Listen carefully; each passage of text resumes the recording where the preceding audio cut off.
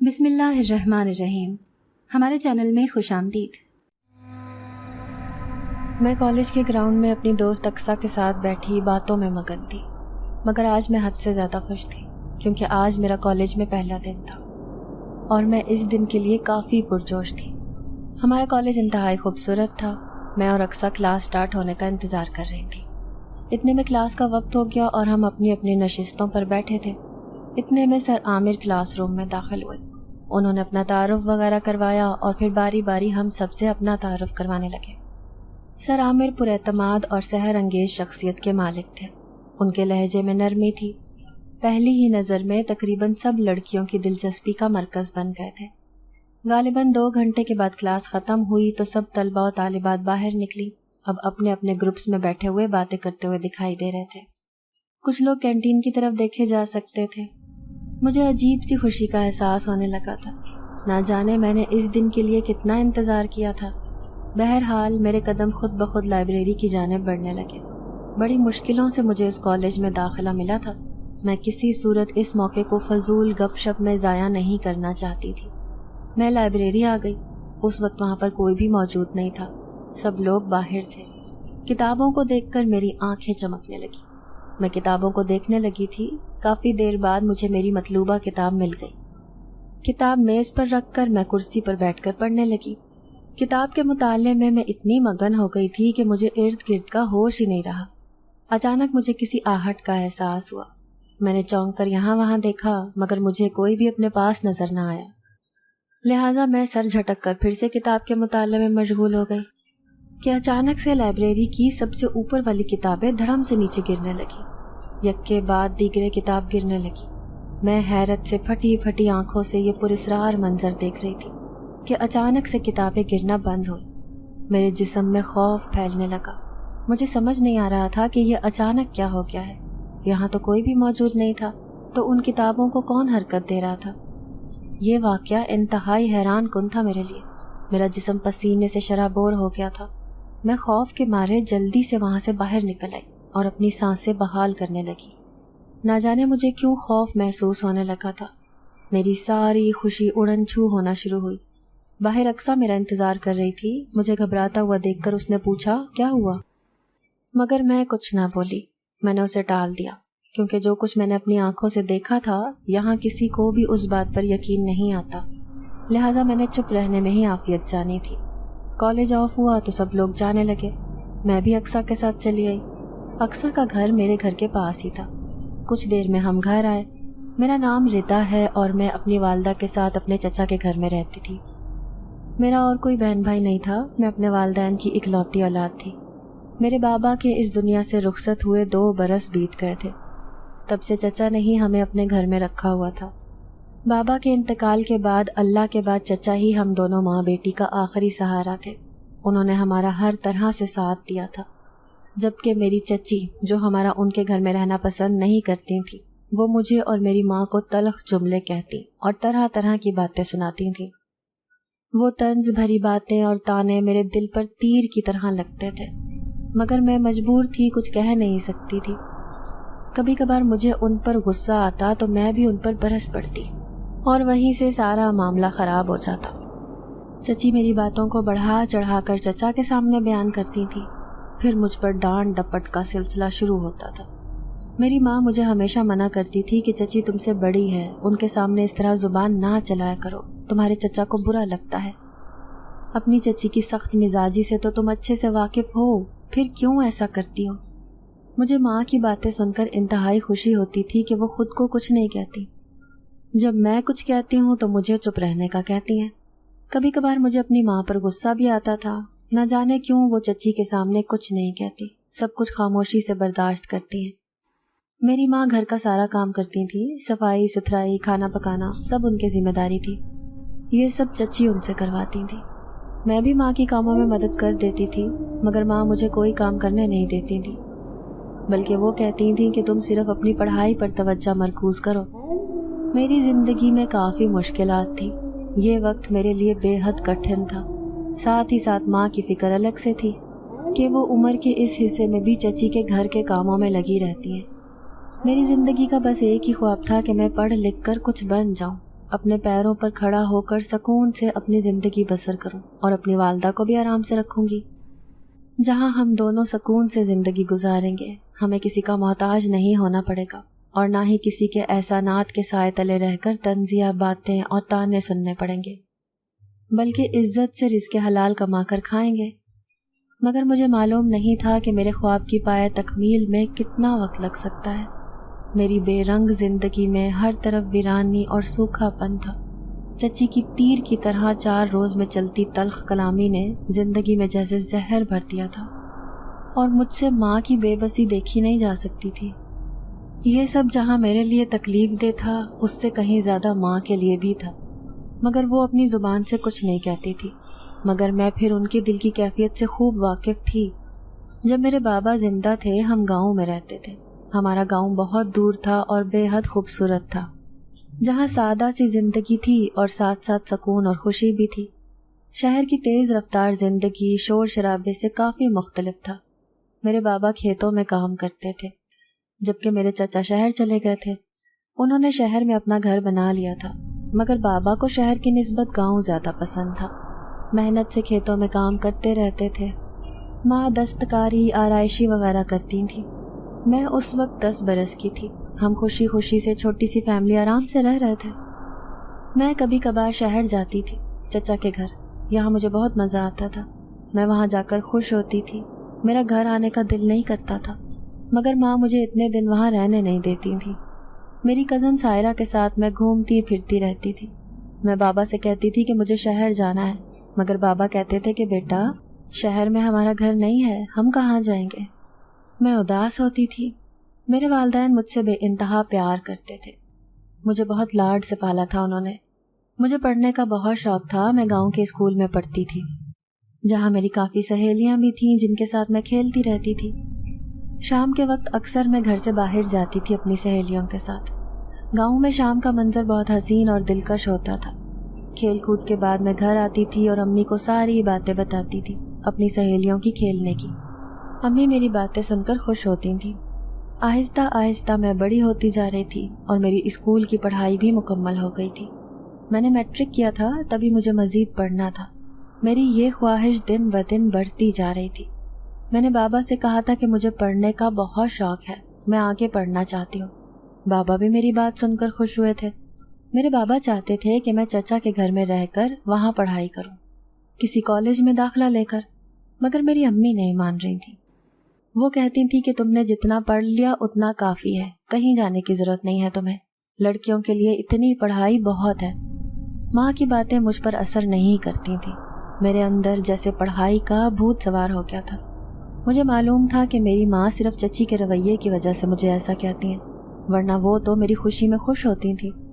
ماں نہیں چاہتی تھی کہ ان کی اکلوتی بیٹی کسی کے تانے سنے، کیونکہ میں ہمیشہ سے ہی نرم و نازک مزاج کی تھی۔ کسی کی کہی ہوئی بات میرے دل پر اثر کرتی جاتی اور اس وجہ سے میں اداس ہو جاتی تھی۔ ماں کہتی تھی کہ بیٹا، کسی کی بھی طنزیہ اور مزاحیہ باتوں کو دل پر نہیں لینا چاہیے، مگر میں کیا کرتی؟ خدا نے مجھے تخلیق ہی نرم اور رحم کیا تھا، شاید یہی میری کمزوری تھی۔ بہرحال میں نماز میں خشوع و خضوع کے ساتھ دعائیں مانگا کرتی تھی کہ کسی طرح میرے دل کی خواہش پوری ہو اور میں شہر جا کر مزید پڑھ لوں۔ مجھے یقین تھا کہ ایک نہ ایک دن میرا یہ سپنا بھی پورا ہو جائے گا۔ میرے اندر بہت جنون تھا پڑھنے کا۔ اس وقت مجھے پڑھائی کے علاوہ کسی اور چیز پر دل نہیں تھا، نہ سہیلیوں کے گھر جانے پر، نہ ان کے ساتھ بیٹھ کر گھنٹوں باتیں کرنے پر۔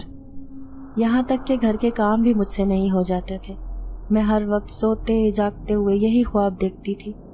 بابا کھیتوں میں کام کرتے تھے، گرمی کا موسم تھا اور کوئی نہیں تھا ان کی مدد کرنے کے لیے یا ہاتھ بٹانے والا۔ وہ سب کچھ خود سے ہی کرتے تھے۔ بابا کے یہ حالات دیکھ کر مجھے بڑا دکھ ہوتا تھا۔ وہ اکیلے سب کام کرتے کرتے کمزور ہو گئے تھے۔ ایک دن جب وہ شام کو گھر واپس آئے تو انہیں تیز بخار تھا۔ میں اور ماں پریشان ہوئے تھے۔ بابا کا بہت خیال رکھا، مگر ان کی طبیعت ٹھیک ہونے کا نام نہیں لے رہی تھی۔ چچا نے انہیں شہر کے ڈاکٹرز کو دکھایا تھا۔ بخار ان کے سر پر چڑھ گیا تھا، جس کی وجہ سے وہ بے ہوش ہو گئے تھے، اور کچھ دن کے بعد بابا ہم کو چھوڑ کر اس دنیا سے ہمیشہ ہمیشہ کے لیے ہمیں تنہا کر کے چلے گئے۔ وہ وقت ہمارے لیے نہایت ہی مشکل اور کٹھن تھا۔ ماں کا رو رو کر برا حال ہو گیا تھا۔ میں بھی بابا کو بہت یاد کرتی تھی۔ اتنی جلدی وہ ہم کو چھوڑ کر چلے گئے۔ میری ساری امیدیں ٹوٹ کر بکھر گئی تھیں۔ میں مایوسی کا شکار ہو گئی تھی۔ میری زندگی میں جیسے اندھیرا چھا گیا تھا۔ مگر مجھے میری ماں کو سنبھالنا تھا، کیونکہ ان کا میرے سوا اور کوئی نہیں تھا۔ ہم دونوں ہی ایک دوسرے کا سہارا تھے۔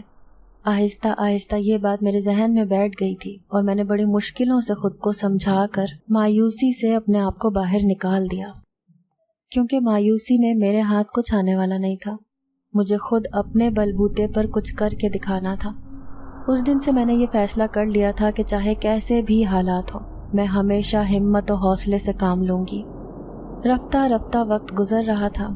ابا کے انتقال کو 4 مہینے بیت گئے تھے، اور اماں کی عدت پوری ہونے میں 10 دن باقی رہ گئے تھے۔ اسی دوران میں نے سارا گھر خود سنبھالا ہوا تھا۔ میں گھر کے سارے کام کرتی تھی، ماں کو کوئی کام نہیں کرنے دیتی تھی۔ وہ غم سے پہلے ہی نڈھال تھی، اب تو اور بھی ہم دونوں کی فکر میں ہلکان ہو رہی تھی کہ اکیلے گھر میں دونوں ماں بیٹی کیسے رہیں گے۔ رہ رہ کر ماں کو یہ خیال پریشان کرتا۔ میں ماں کو کہتی تھی کہ پریشان نہ ہو، سب ٹھیک ہو جائے گا، ہم اکیلے نہیں ہیں، اللہ ہمارے ساتھ ہے۔ ہمارے گھر کے حالات دن بدن خراب ہو رہے تھے۔ گھر کا سودا سامان بھی ختم ہو گیا تھا۔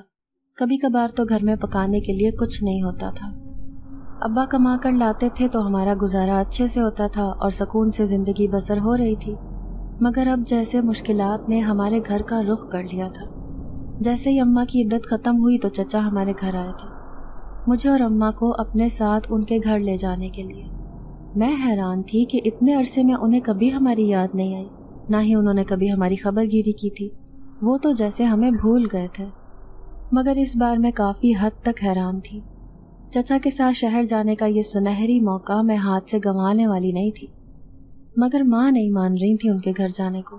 ان کا خیال تھا کہ چچی ہمیں اپنے گھر میں برداشت کرے گی بھی نہیں۔ میں نے انہیں بہت سمجھایا تھا، مگر وہ شہر جانے پر آمادہ نہیں ہو رہی تھی۔ مگر چچا بھی اپنی بات پر اڑے ہوئے تھے۔ بالآخر اماں بھی راضی ہو گئی تھی۔ چچا کے سامنے ان کی ایک نہیں چلی۔ چچا کا خلوص اور ہمارے لیے ہمدردی دیکھ کر میرے دل میں ان کے لیے محبت اور شفقت پیدا ہو رہی تھی۔ شاید وہ اپنے مرحوم بھائی کی محبت میں ایسا کر رہے تھے، یا پھر نہ جانے کوئی اور وجہ تھی۔ بہرحال میں بڑی خوش تھی، کیونکہ مجھے ایسا لگ رہا تھا جیسے خدا کی طرف سے یہ موقع میرے لیے آیا ہے کہ میں اپنے خوابوں کو پورا کر سکوں۔ مگر یہ مرحلہ بھی میرے لیے کافی مشکل ثابت ہوا تھا۔ جیسے ہی ہم چچا کے گھر گئے تھے، شروع میں تو چچی کا رویہ ہمدردانہ تھا، مگر دھیرے دھیرے وہ اپنے اصل رنگ دکھانے لگی تھی۔ اماں بھی خود کو ان کے احسانات کے بوجھ تلے دبا محسوس کرتے ہوئے سارے گھر کے کام کرتی اور چچی کی ہاں میں ہاں ملاتی تھی۔ خیر یہ تو ان کی مجبوری تھی۔ چچی کی ایک بیٹی تھی سائرہ، جو میری اچھی دوست تھی، مگر اسے پڑھائی سے خاص لگاؤ نہیں تھا۔ انٹر کے بعد اس نے شادی کر لی تھی اور وہ اپنے سسرال کے گھر میں خوش و خرم زندگی گزار رہی تھی۔ پڑھائی کا شوق میرے اندر ہلکورے لے رہا تھا، مگر یہ بات میں اماں سے کہتی تو وہ مجھے ڈانٹ ڈپٹ کر چپ کروا دیتی تھی۔ مگر میں بھی اپنی ضد کی پکی تھی۔ میں نے سوچا تھا کہ چچا سے اپنی خواہش کا اظہار کروں گی، ان کے آگے منت سماجت کروں گی۔ شاید وہ میری بات سن لیں، شاید وہ مجھے پڑھانے کے لیے کالج میں داخلہ لے کر دے دیں۔ مگر ان سے بات کرنا بھی میرے لیے جیسے عذاب بن گیا تھا، کیونکہ چچی ہر وقت ان کے ساتھ رہتی تھی، مگر میں اکیلے میں ان سے بات کرنا چاہتی تھی تاکہ چچی کو پتہ نہ چل سکے۔ ایک دن میں نے موقع غنیمت جان کر چچا سے اپنے دل کی بات کہہ دی، کیونکہ اس دن چچی گھر پر نہیں تھی۔ چچا نے خاموشی سے میری ساری بات سنی۔ میں نے ان کی منت سماجت کی تھی کہ مجھے کالج میں داخلہ لینا ہے، مہربانی کر کے میری یہ خواہش پوری کر دیں، میں دل لگا کر پڑھوں گی اور ہمیشہ آپ کی احسان مند رہوں گی۔ میری اس قدر منت کرنے کے بعد چچا نے میری بات مان لی تھی، اور وہ بولے کہ ٹھیک ہے، میں تمہاری یہ خواہش پوری کر دیتا ہوں، مگر تمہیں بھی مجھ سے ایک وعدہ کرنا ہوگا کہ تم صرف پڑھائی میں دھیان لگاؤ گی، کوئی ایسی ویسی حرکت مت کرنا، ورنہ میں اپنے مرحوم بھائی کو کیا جواب دوں گا۔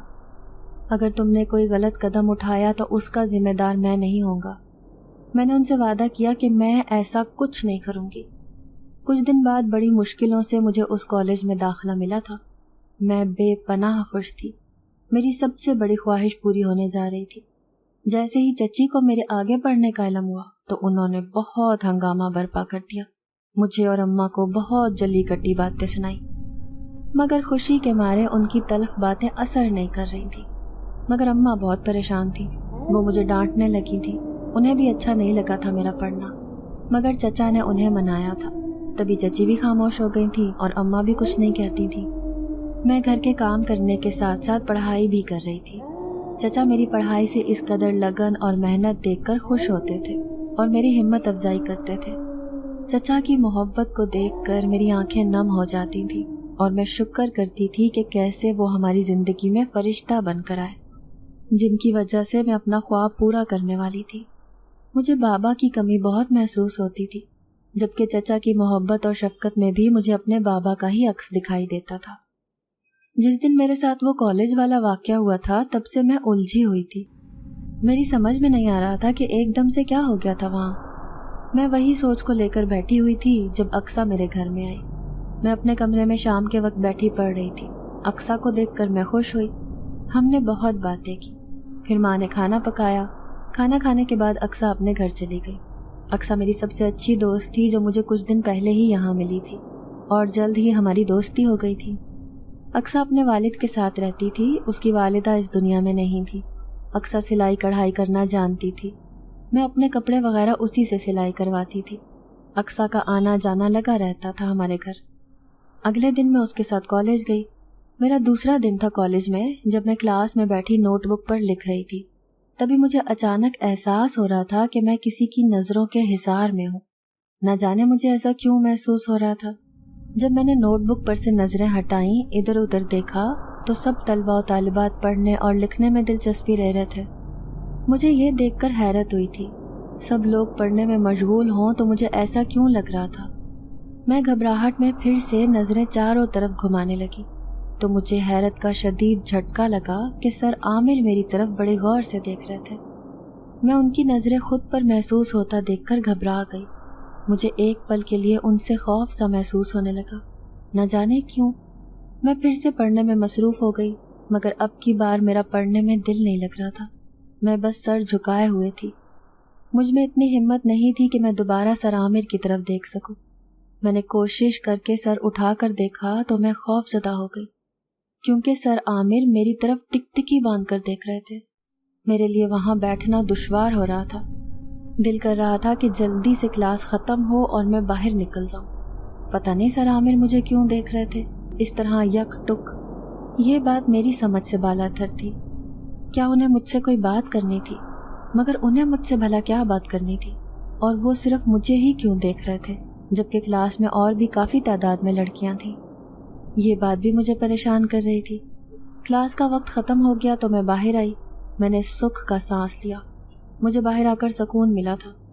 اقصیٰ کسی لڑکی کے ساتھ کھڑی ہوئی باتیں کر رہی تھی جبکہ میں گراؤنڈ میں بیٹھی تھی۔ بار بار میرے ذہن میں وہی منظر گھوم رہا تھا۔ میں سر جھٹک کر ان سوالوں سے باہر آئی تھی جن کا جواب مجھے نہیں مل رہا تھا۔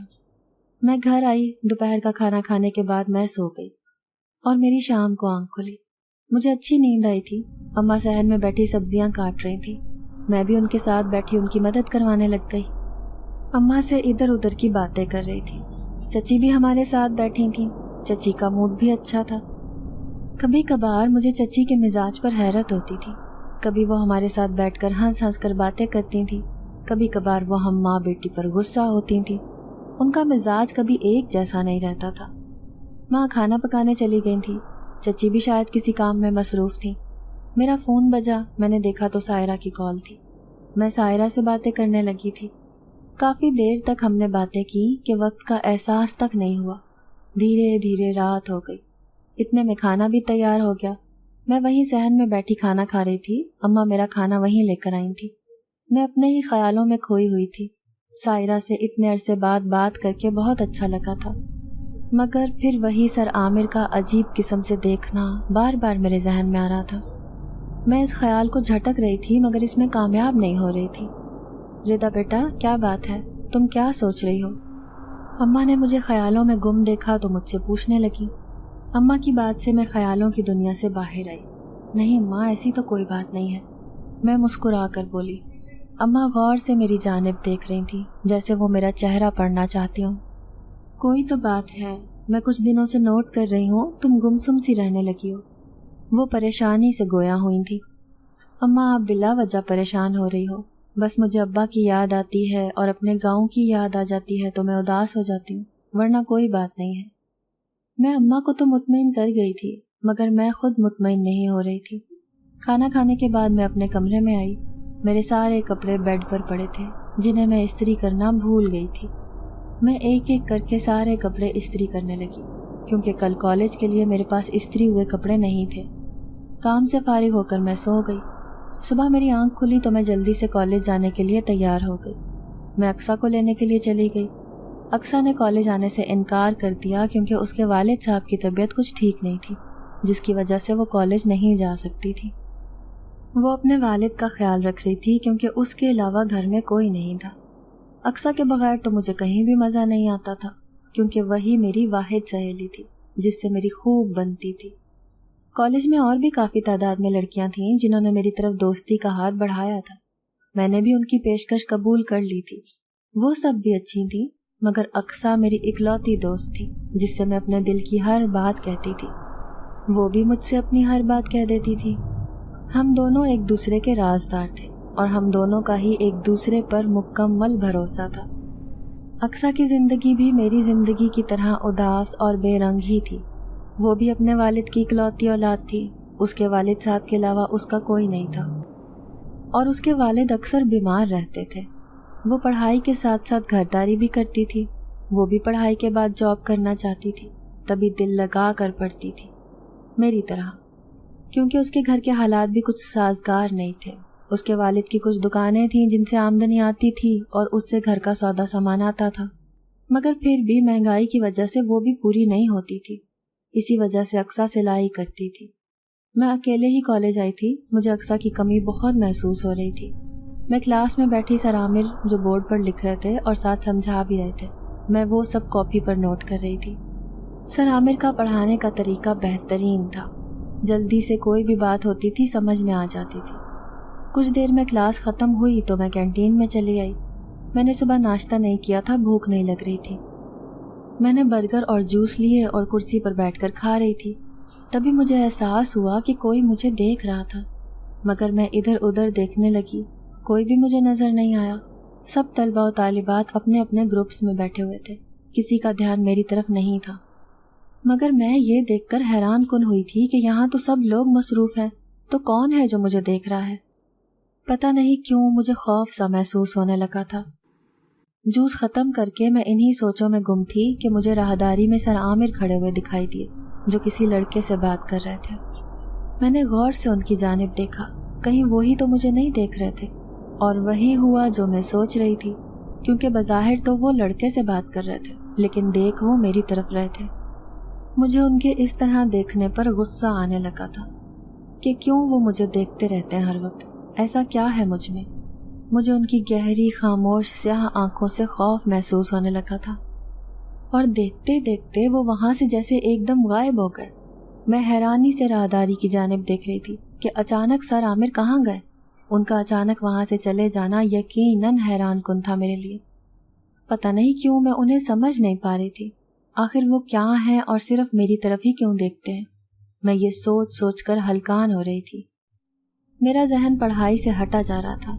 मैं इस कदर लगन से पढ़ने वाली थी, मगर सर आमिर की नज़रों ने शायद मुझे सब चीज़ों की तरफ से तवज्जो हटाने पर मजबूर कर दिया था। मैं उलझ कर रह गई थी। मैं वहाँ बैठी बोर हो रही थी। आज का दिन ही मुझे कुछ अजीब लग रहा था। इतने में सारा मेरे पास आई और कहने लगी, रिदा आ जाओ, हम ग्राउंड में फुटबॉल खेलते हैं, सब लोग खेल रहे हैं, तुम भी आ जाओ। वो पुरजोश दिखाई दे रही थी, मगर मेरा खेलने का बिल्कुल भी मन नहीं था। मैंने उससे कहा कि सारा तुम लोग खेलो, मेरा मूड नहीं है। मेरा जवाब सुनकर वो उदासी से चली गई और ग्राउंड में सब लड़के लड़कियां जमा हो गए। सब लोग काफ़ी पुरजोश नज़र आ रहे थे। लड़कियों और लड़कों दोनों की अलग अलग टीम्स थी। अचानक मुझे ख्याल आया कि मैं लाइब्रेरी चली जाऊं और वहां जाकर कुछ पढ़ लूं।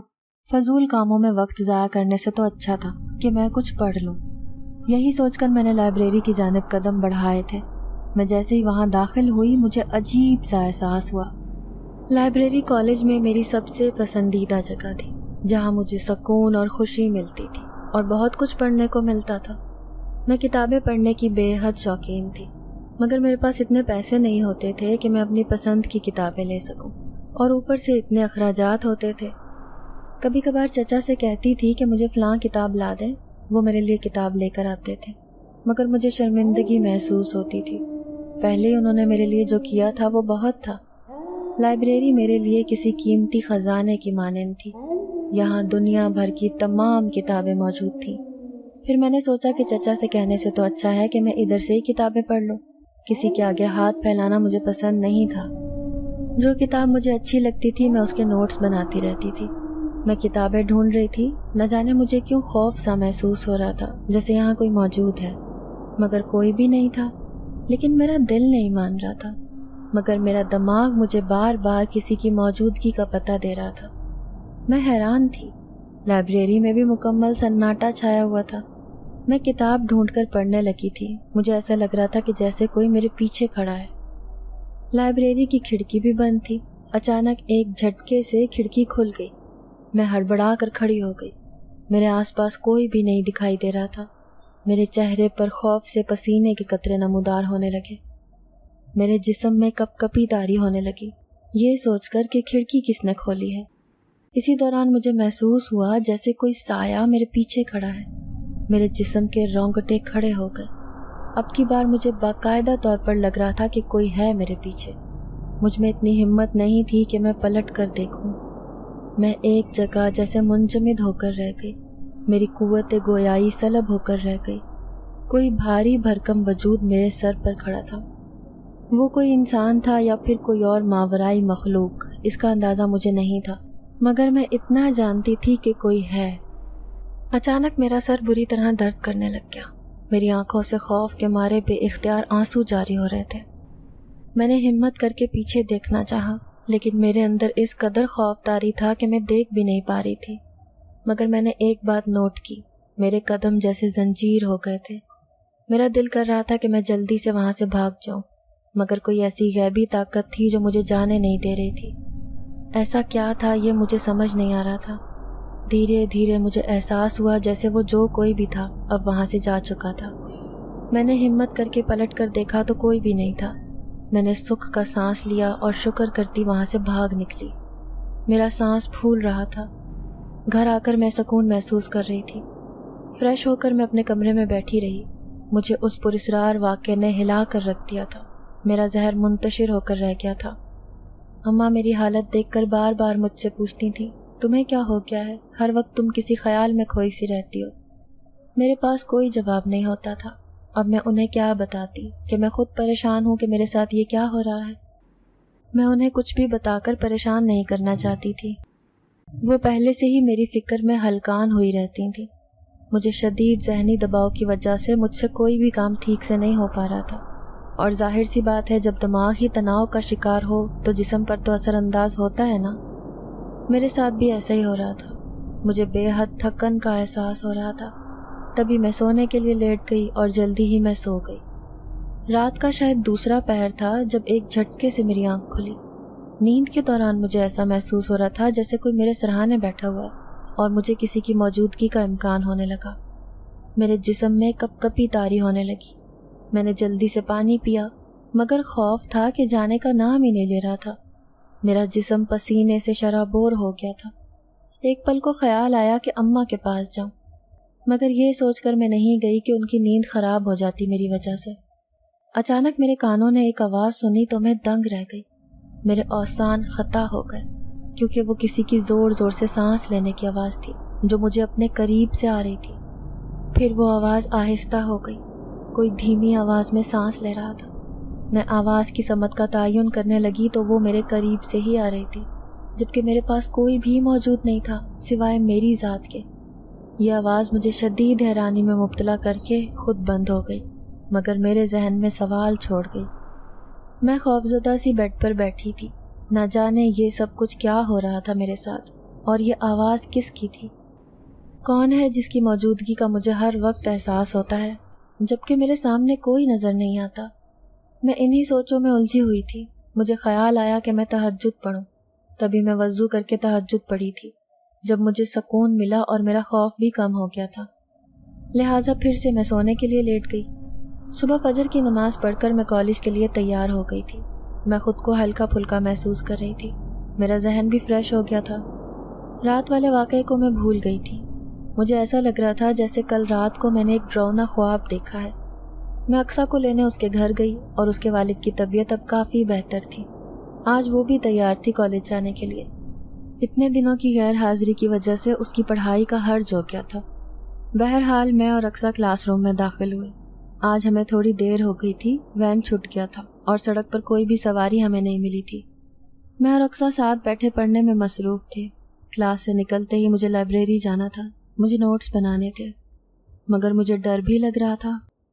پچھلے دنوں جو کچھ بھی میرے ساتھ ہوا تھا، اس کے بعد تو میرا جانا خوف اور خطرے سے خالی نہیں تھا، مگر میرے لیے نوٹس بنانا بہت ضروری تھا۔ اس کے علاوہ میرے پاس اور کوئی دوسرا راستہ بھی نہیں تھا۔ اس وقت مجھے اپنی بے بسی پر بہت غصہ آ رہا تھا کہ قسمت نے مجھے کس موڑ پر لا کھڑا کر دیا تھا۔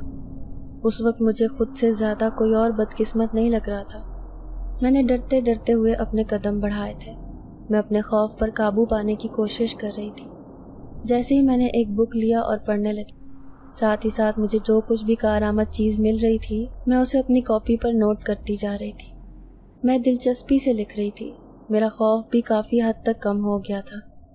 اچانک مجھے کسی کی چہل قدمی کرنے کی چاپ سنائی تھی۔ میں حیرانگی سے ادھر ادھر دیکھنے لگی، مگر مجھے کوئی ذی روح نظر نہیں آیا۔ میرے علاوہ اور کوئی بھی موجود نہیں تھا۔ ایسا محسوس ہو رہا تھا جیسے کوئی اور بھی یہاں موجود ہے، مگر وہ کون ہے اور یہاں کیا کر رہا ہے، یہ سوال میرے ذہن میں ابھر رہا تھا۔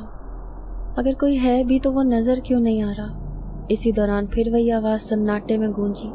میرے رونگٹے کھڑے ہو گئے۔ خوف کے سائے میرے چاروں اطراف لہرا رہے تھے۔ وہ دھمکنے کی آواز اور بھی قریب سے آ رہی تھی۔ میرے خوف میں مزید اضافہ ہوتا جا رہا تھا۔ وہ آواز لائبریری کے پیچھے والے حصے میں سے آ رہی تھی۔ میرا جسم جیسے بے جان ہو گیا تھا۔ میں نے ہمت کر کے پوچھا، کون ہے وہاں؟ میری آواز مجھ تک ہی پلٹ کر واپس آئی۔ کوئی جواب نہیں ملا۔ ایک بار پھر میں بولی کہ یہاں کون ہے؟ جو کوئی بھی ہے وہ سامنے کیوں نہیں آتا؟ مگر اس بار بھی کوئی جواب نہیں ملا، مگر وہ چلنے کی آہٹ اب جیسے میرے قریب ہونے لگی۔ میں خوفزدہ سی ہو کر 2 قدم پیچھے ہٹی تھی۔ میری جان، تم مجھ سے اتنی خوفزدہ کیوں ہو؟ بھاری بھرکم مردانہ آواز سنائی دی۔ میری تو جیسے جان ہی نکل گئی۔ میں پھٹی پھٹی آنکھوں سے چاروں جانب دیکھنے لگی کہ آواز کہاں سے آ رہی ہے اور وہ کون ہے جو مجھ سے اس قدر پیار سے مخاطب ہوا ہے۔ کون ہو تم؟ اس بار میں اپنے خوف پر قابو پا کر بولی تو کچھ دیر بعد وہی بھاری بھرکم آواز ہال میں گونجی، تمہارا عاشق۔ اس کی بات سن کر میں ہل کر رہ گئی۔ میرا عاشق؟ میں دھیمی آواز میں حیرانی میں خود سے بولی، مگر میرا تو کوئی عاشق نہیں ہے اور نہ ہی میں کسی کو پسند کرتی ہوں۔ میری سہیلیاں تو صرف لڑکیاں تھیں، میں نے تو کبھی کسی لڑکے سے دوستی نہ کی تھی، نہ کسی سے بات چیت کی، تو یہ کون تھا جو میرا عاشق ہونے کا دعویٰ کر رہا تھا؟ میں شدید حیرانی میں مبتلا تھی۔ تم میرے سامنے کیوں نہیں آتے ہو اور آنکھ مچولی کا کھیل کیوں کھیل رہے ہو؟ میں غصے سے بولی تو اس کے ہنسنے کی آواز گونجنے لگی۔ جانے من، تم اتنا حیران کیوں ہو رہی ہو؟ میں تو ہر وقت تمہارے پاس موجود رہتا ہوں، مگر تم ہو کون مجھے یہ بتاؤ؟ میں پھر سے افسردہ سی ہو کر بولی تھی۔ اتنی بھی کیا جلدی ہے مجھ سے ملنے کی؟ تمہیں مجھ سے ڈرنے کی ضرورت نہیں ہے، میں تو تمہارا محافظ ہوں۔ نہ جانے کیوں اس بار مجھے اس کی آواز اچھی لگنے لگی۔ میں اس کی سحر انگیز آواز میں جیسے ایک پل کے لیے کھو سی گئی۔ تم بے حد خوبصورت ہو۔ اس کی آواز میرے بالکل قریب سے آ رہی تھی۔ میں تم سے بہت پیار کرتا ہوں میری جان۔ اس کے ہاتھوں کی انگلیاں میرے بالوں میں چل رہی تھیں۔ میرا چہرہ سرخ پڑ رہا تھا۔ مجھے چھوڑ دو خدا کے لیے، مجھے میری زندگی سکون سے جینے دو۔ میں اس کے سامنے منت بھرے لہجے میں بولی تھی، میری جان، تم کیوں خود کو اس قدر پریشان کر رہی ہو؟ میں تمہیں کوئی نقصان نہیں پہنچا سکتا ہوں، تم بے فکر رہو۔ وہ پیار بھرے لہجے میں مخاطب ہوا تھا۔ خدا کے لیے تم میری زندگی سے چلے جاؤ، تم جو کوئی بھی ہو، میں تم سے محبت نہیں کرتی، میری زندگی خراب مت کرو۔ میں روتے ہوئے بولی تھی، شاید اس کو مجھ پر ترس آ جاتا۔ میری جان، میں تمہیں کیسے چھوڑ دوں؟ تم میری محبت ہو، بھلا کوئی اپنی محبت کیسے چھوڑ سکتا ہے؟ وہ پھر سے بولا تو اس کی انہی باتوں نے مجھے شدید پریشانی میں مبتلا کر دیا۔ میں تیز تیز قدم بڑھاتی گئی اور باہر آئی۔ کچھ دیر کے بعد میں اقصیٰ کے ساتھ اپنے گھر میں موجود تھی۔ میں اور اقصیٰ صحن میں بیٹھے تھے۔ شام کا وقت تھا۔ وہ مجھے اپنی باتیں بتا رہی تھی مگر میرا دماغ کہیں اور اٹکا ہوا تھا۔ صبح والے منظر نے میرے اندر دہشت پھیلا دی تھی۔ مجھے کچھ سمجھ نہیں آ رہا تھا۔ اقصیٰ کی کسی بات کا جواب نہیں دے رہی تھی۔ اس نے مجھے کھویا ہوا سا محسوس کر کے مجھ سے پوچھا، ردا کیا بات ہے، تم کہاں کھو گئی ہو؟ اس کی بات سن کر میں چونک پڑی۔ کوئی بات نہیں ہے، بس پڑھائی کی وجہ سے پریشان ہوں، میں نے مشکل سے مسکرا کر کہا۔ جھوٹ مت بولو ردا، تمہاری آنکھوں میں پریشانی واضح نظر آ رہی ہے۔ کوئی بات ہے جس کی وجہ سے تم ہر وقت افسردہ سی دکھائی دیتی ہو۔ جہاں تک پڑھائی کا سوال ہے تو وہ پڑھائی کو لے کر تم کبھی پریشان نہیں ہوئی ہو۔ اقصیٰ اس قدر فکر مندی سے بولی تھی۔ اقصیٰ میری رگ رگ سے واقف تھی۔ اس سے کوئی بھی بات مخفی رکھنا بیکار تھا، وہ سب جان جاتی تھی۔ میں نے اقصیٰ کو بتایا کہ مجھے کوئی پریشان کر رہا تھا۔ کالج کے پہلے دن سے ہی میرے ساتھ عجیب و غریب پراسرار واقعات ہونے لگے تھے۔ میں بہت خوفزدہ سی ہو گئی تھی۔ ہر بار جب میں لائبریری میں جاتی میرے ساتھ ایک نیا حیرت انگیز واقعہ ہونے لگتا، عجیب عجیب سی آہٹ سنائی دیتی۔ مجھے معلوم نہیں تھا کہ میرے ساتھ ایسا کیوں ہو رہا ہے۔ اس دن سے مجھے ایسے لگا جیسے میں نے اپنی زندگی میں سب سے بڑی غلطی کر دی، اس جنات کے کالج میں داخلہ لے کر۔ اس کالج میں ماورائی قوتوں کا بسیرا ہے، یہ بات صرف میں جانتی ہوں اور کسی کو نہیں پتہ۔ مگر حیرت کی بات یہ ہے کہ ایسے پراسرار واقعے صرف میرے ساتھ ہو رہے تھے۔ میں نے کسی کے منہ سے کبھی نہیں سنا تھا کہ ان کے ساتھ بھی کچھ ایسا ویسا ہوا ہو۔